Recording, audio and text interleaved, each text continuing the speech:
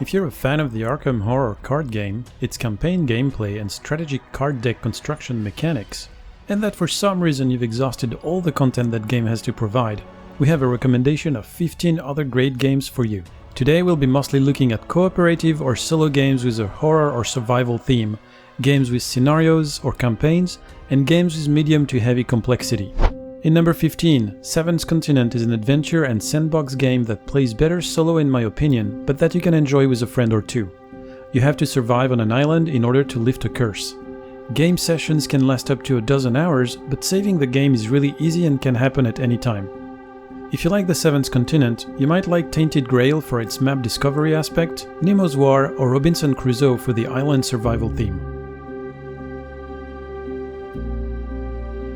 Under Falling Skies is an exclusively solo game, in which you have to repel alien invaders before they destroy Earth. It's a mix of action and brain puzzle involving dice placement, with definitely shorter sessions than the Arkham Card Game, for a nice change of pace. If you like Falling Skies, Warp's Edge's spaceship battles might be for you. You might also like One Deck Dungeon for the dice placement aspect, or Tiny Epic Galaxies, which is not a cooperative game. In number 13 we have Keyforge, notably the only non-cooperative game in this list. Keyforge is a collectible card fighting game for 2 players. It was created by Magic the Gathering designer Richard Garfield.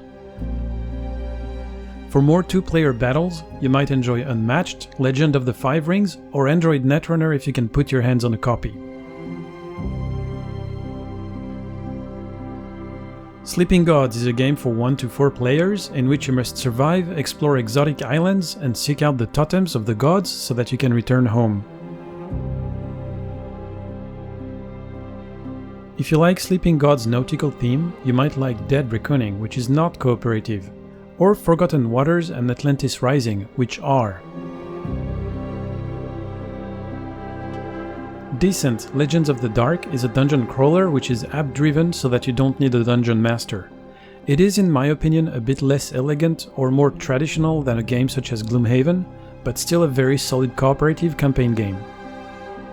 If you're looking for deep RPG-like board games with significant campaigns, Midara, Oathsworn, or Bloodborne the board game might be for you.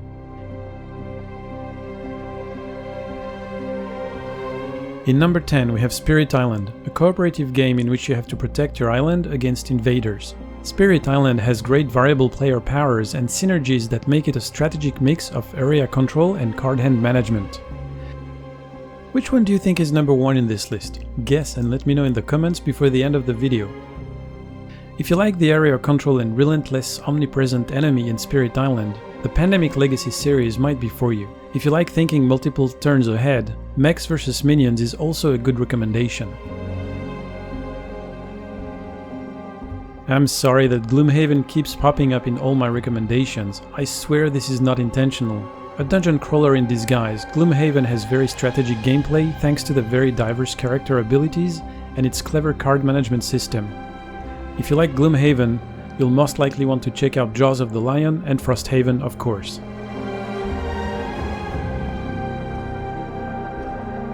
Journeys in Middle-earth is a cooperative adventure game with an app that drives the scenario and gives you instructions on when to reveal the map and enemies. I will be honest, this game did not work for my playgroup because it felt too easy compared to Arkham, but it might work for you. If Journeys in Middle-earth is something you like, have a look at Destinies or Mice and Mystics for a more lightweight and family-friendly adventure game.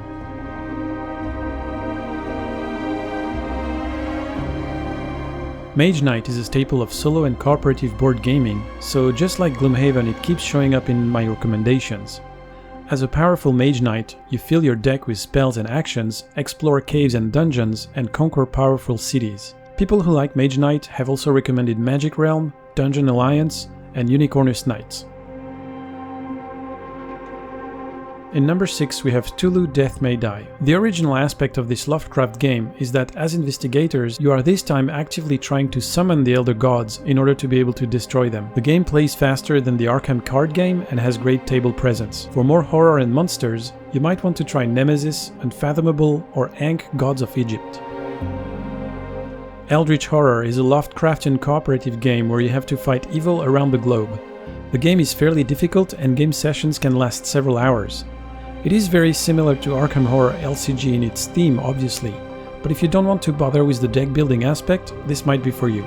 Games you might also like include Elder Sign, Dead of Winter, and Pandemic Tulu. And surprisingly, in this list we're getting a lot of Lovecraft-based games, and this is the case for Mansions of Madness. This is an app-driven game of mystery and horror, where you have to collect information and, of course, fight monsters. If you like the investigation aspect of the game, Sherlock Holmes might be for you too. This War of Mine is also often recommended for fans of Mansions of Madness. In number 3 we have Marvel Champions, another cooperative game by Fantasy Flight, in which you have to fight a villain as Marvel superheroes. The gameplay is very thematic and fun. And yeah, I'm sure you know where we're headed in the top 2. Marvel Champions is slightly easier than Arkham Horror and has a more light-hearted theme, so depending on your mood this might be the right choice for you.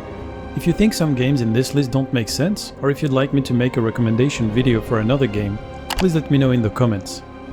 For more superhero cooperative games, give a try to Marvel United and Marvel Legendary. For another great boss battler, Eon's End might be for you.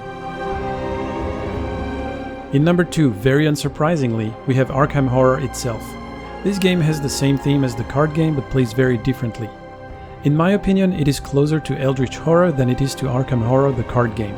And although it is at the number 2 spot here, if I had to choose one, I would pick Eldritch Horror over Arkham Horror. Just my personal preference, but if you really like the setting of the town of Arkham, obviously this one is for you.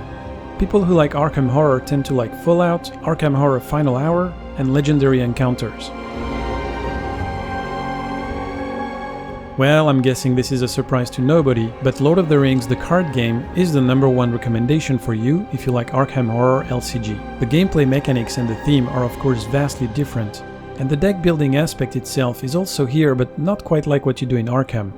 But at the end of the day, these two games end up scratching the same itch of strategic card gameplay. My playgroup keeps switching between these two games depending on our mood, so unless you really hate the Lord of the Rings, you can't go wrong with the card game. If you're looking for more heroic fantasy cooperative games, have a look at Middle-earth Quest, Pathfinder card game, and Set a Watch. That's it for this list of recommendations if you like Arkham Horror, the card game. I hope the list made sense, please like and subscribe if you want to see more of these, and see you next time.